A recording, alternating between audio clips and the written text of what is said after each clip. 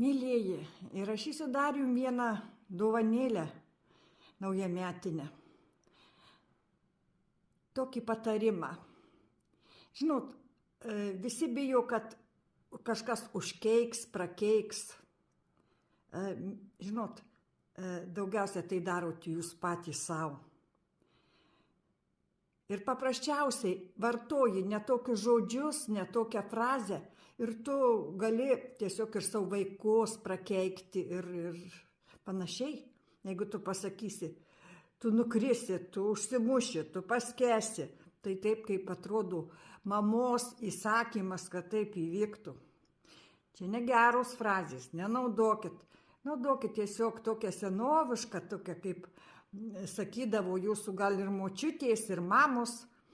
Neduok Dieve nukrisi, neik ten. Arba neplauk toli. Neduok Dieve paskesi. Tiesiog paprašoma apsauga Dievo. Ir taip reikia elgtis. Mylėjai, dar viena labai didelį frazė, kur jūs tikrai dažnai ją turbūt naudojat, į populiari ir ją naudoja tie žmonės, kurie mandrai kalba. Tai ta frazė, žinot, kaip skamba. Nieko sau. Rusiškai, ničego себе. Nieko sau. Įsigilinkit logiškai į šitą frazę. Nieko sau. Jūs atsisakot, kad nieko jūs sau negautumėt. Nieko sau, tai reiškia, man nieko nereikia. Man nieko sau, tai ta frazė tokia, kad jūs nenorit sau nieko. Visada jūsų klauso, visada padarys tą, ką jūs norit, ką jūs užsisakot, ką jūs prašot.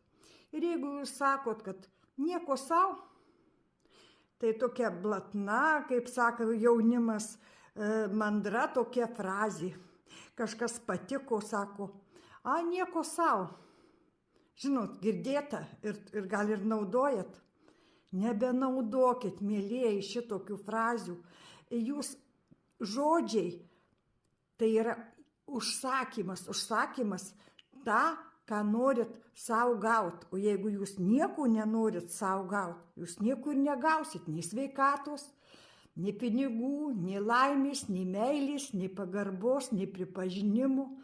Nieko negausit, nei karjeros, nieko sau. Tai reiškia, kad nieko